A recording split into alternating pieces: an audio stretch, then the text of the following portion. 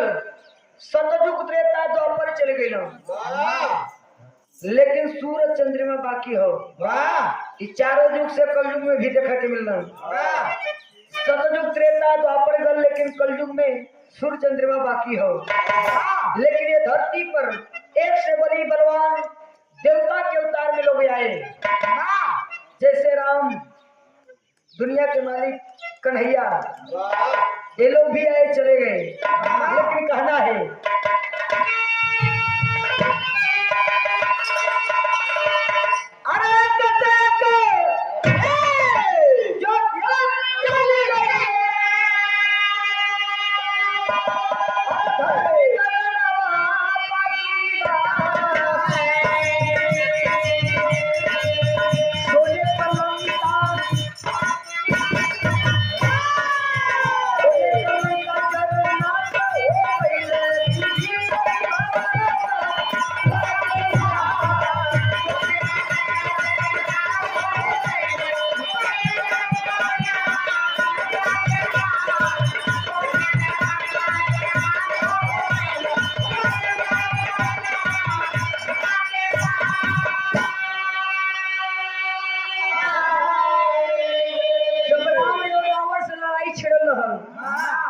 तो सोने कलन का तहस नहस हो गल।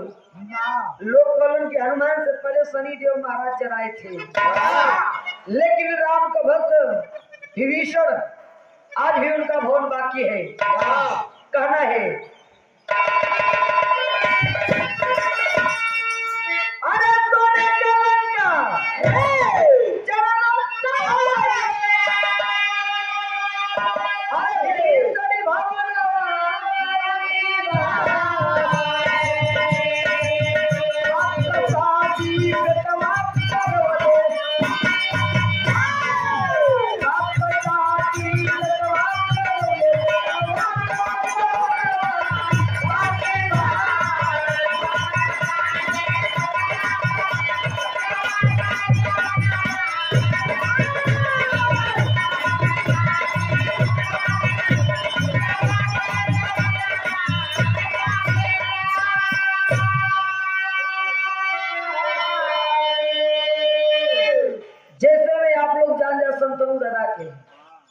चौथेपन में कोनो मलहिनी के बिटिया के अपन दिल दे बैठल ये हकीकत कहानी बाबू।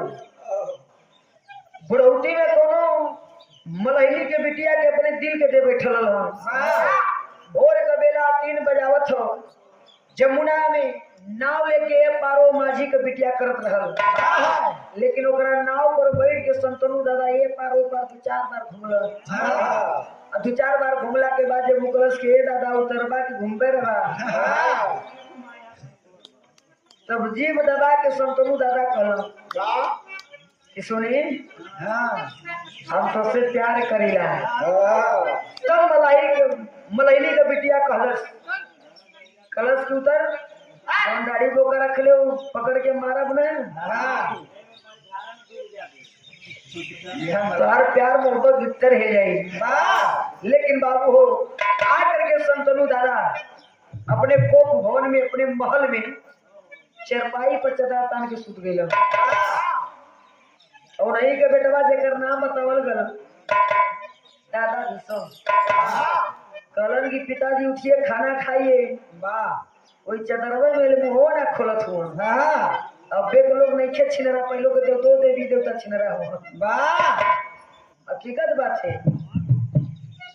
कलन की बेटवा मुँह कलन का है कलन की वह मलहिनी के बिटिया पटा दे पट्टू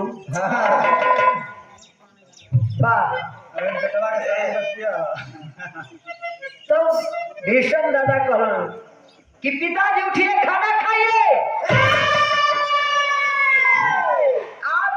हुई। लेकिन मैं उम्र भर बाल ब्रह्मचारी रहूंगा। जब लड़ाई जीते नरेश से काशी नरेश से जब लड़ाई जीतना तो उनकर 3 ठे बिटिया नहीं हुई। चलो ना कोनो के नाते दे तो काम ना है। जब उनके बाल ब्रह्मचर्य रहे के रहल तो काहे के लिए ना भैया ये हमारे पिता तो बड़े चाचा श्री वासुदेव यादव पहलवान जी की ओर से जब चलौने ना तो दे दिलन उनके जिसका और सब लड़का पैदा कैलन जब काशी नरेश का बिटिया गंधारी गई तो सब बेटा पैदा कैलन लेकिन बेटवा के गौनवा बाकी है संतनु दादा का बेटवा भीषम दादा वही भी आया ना कैलन आवा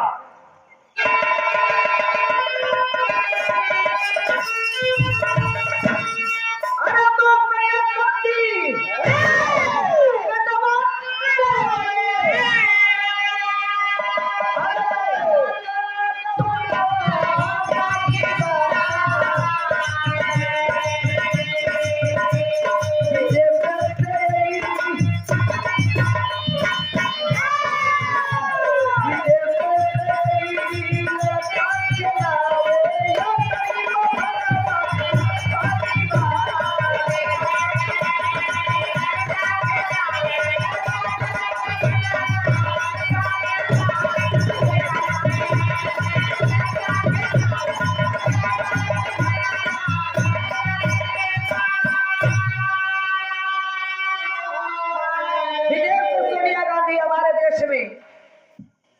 शादी करके हिंदुस्तान में आई कुछ दिन रात चलाई लेकिन अटल बिहारी वाजपेयी बाबू कुंवारा रह गए क्यों उनके पर चढ़ाइया ना कैल वो कुंवारे डगमगा चल गए लेकिन उनके पार्टी में सही कुंवारा लोग मिलल अब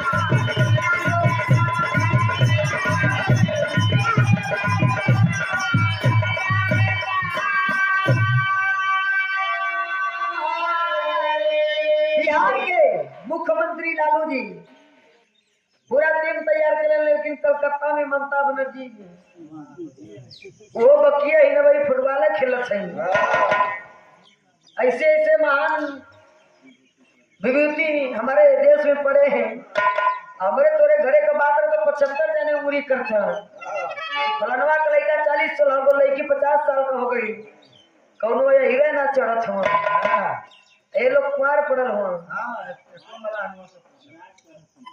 तुम्हारा डंडा मोदी जी रखिए तो खुद ही आता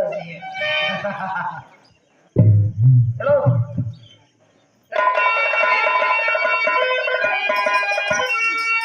अरे मालूम क्या नाम है अरे भाई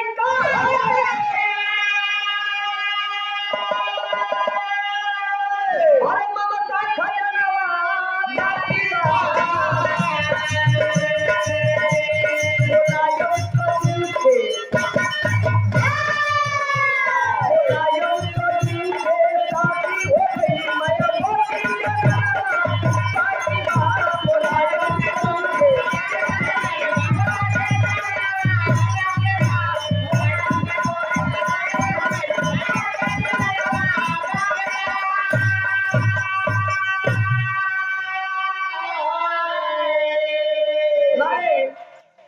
नेताजी धरती पुत्र मुलायम जी 2 शादी किए लेकिन बहन जी पहन के पैजामा कुर्ता जाइए उनकर कोनो भरोसा नहीं के बाद किधर पलट जाते हैं इसमें ठाई ठाई फूक हो गया